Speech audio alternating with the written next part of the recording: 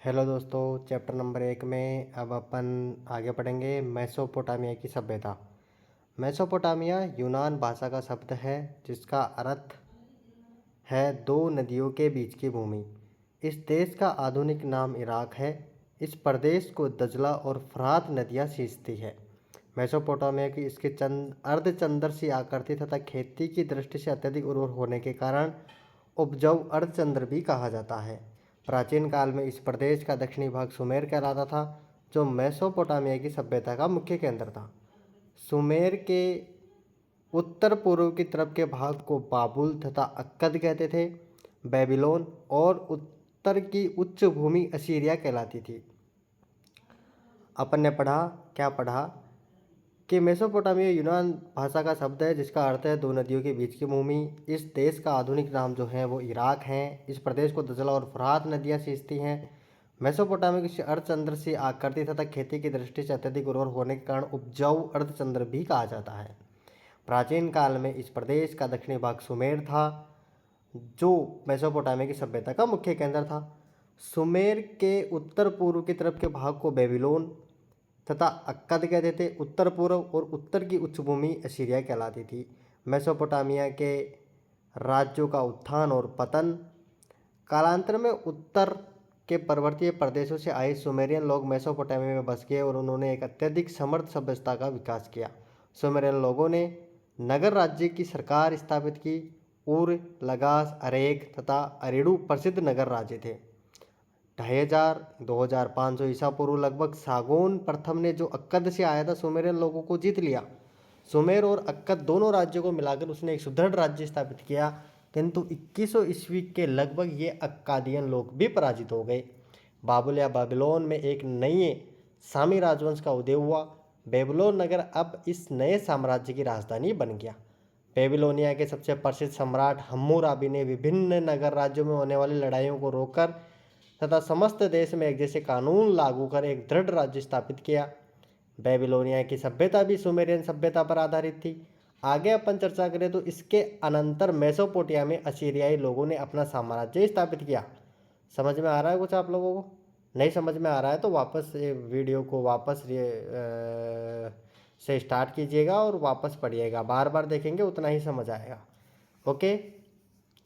इसके अनंतर मेसोपोटामिया में असीरियाई लोगों ने अपना साम्राज्य स्थापित किया, जो लगभग 1100 से 612 ईसा पूर्व था। असीरियाई लोगों ने सीरिया, फिलिस्तीन, फिनिशिया आदि प्रदेशों को जीतकर विशाल साम्राज्य स्थापित किया।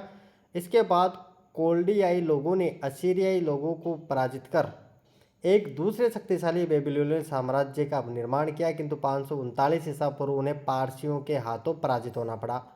सुमेरिया, बेबीलोनिया, असीरिया, कोल्डिया की सभ्यताओं को समग्र रूप से मेसोपोटामिया की सभ्यता के नाम से जाना जाता है। मेसोपोटामिया सभ्यता की विशेषताएं, तो इसमें सबसे पहली जो विशेषता है वो है हम्मुराबी की विधि संहिता।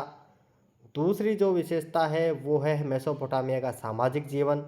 तीसरा है आर्थिक जीवन। चौथा इसमें लापता हो गया है, डायरेक्ट पांचवा आ गया है धार्मिक मान्यताएं। छठा है ज्ञान विज्ञान। सातवां स्थापत्य कला, किलाक्षर लिपि, और बस यहीं पे ख़त्म होती है फिर मेसोपोटामिया की सभ्यता। तो सबसे पहले अपन देखते हैं बेबीलोन हम्मुराबी की विधि संहिता। बेबीलोन के सम्राट हम्मुराबी ने अपनी प्रजा के लिए एक विधि संहिता बनाई थी, जो इस समय किसने बनाई थी? तो बेबीलोन के सम्राट हम्मुराबी ने बनाई थी। क्या बनाई थी? एक विधि संहिता बनाई थी, जो इस समय उपलब्ध सबसे प्राचीन विधि संहिता है।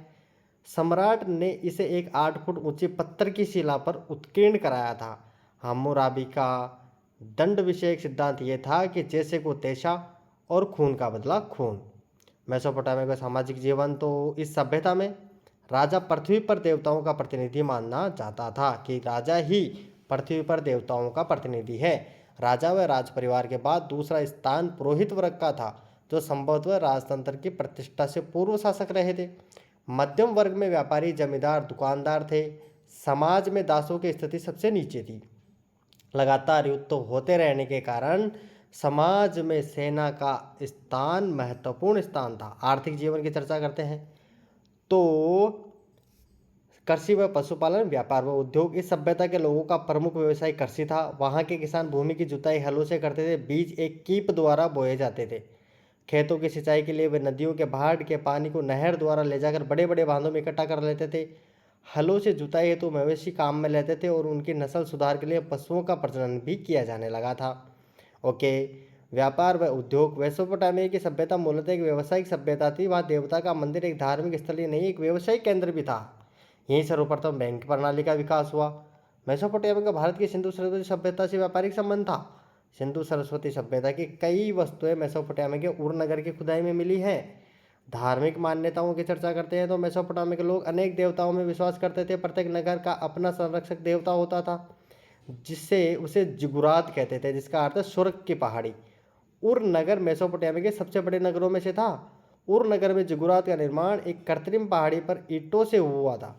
उर के जिगुरात में 3 मंजिलें थी और उसकी ऊंचाई 20 मीटर से अधिक थी। मेसोपोटामिया के लोग परलोक की अपेक्षा इस लोक के जीवन में अधिक रुचि रखते थे। उनका ध्यान इस लोक के जीवन की व्यवहारिक समस्याओं पर केंद्रित था। उन्हें पुरोहित भी व्यवसायरत रहते थे उनके पुरोहित भी व्यवसायरत रहते थे। अब पढ़ते हैं अपन ज्ञान विज्ञान। विज्ञान के क्षेत्र में मेसोपोटामिया के लोगों की उपलब्धियां महत्वपूर्ण हैं। क्या क्या है देखते हैं। खगोल विज्ञान के क्षेत्र में उन्होंने काफ़ी उन्नति की। सूर्योदय, सूर्यास्त तथा चंद्रोदय, चंद्रास्त का ठीक समय मालूम कर लिया था। दिन और रात्रि के समय का हिसाब लगाकर पूरे दिन को 24 घंटों में बांटा था। 60 सेकंड का मिनट और 60 मिनट के 1 घंटे का विभाजन सबसे पहले इन्होंने ही किया था। रेखा गणित के वर्ग को उन्होंने 360 डिग्री में विभाजित करना प्रारंभ किया था। इस तरह मेसोपोटामिया के निवासी विज्ञान और गणित की उन्नत परंपराओं से अवगत थे। स्थापत्य कला की चर्चा करते हैं तो मेसोपोटामिया के कलाकारों ने मेहराब का भी आविष्कार किया। मेहराब स्थापत्य कला की एक महत्वपूर्ण खोज थी, क्योंकि यह बहुत अधिक वजन संभाल सकती थी और देखने में आकर्षक लगती थी। किलाक्षर लिपि। मेसोपोटामिया की पहली लिपि का विकास सुमेर में हुआ।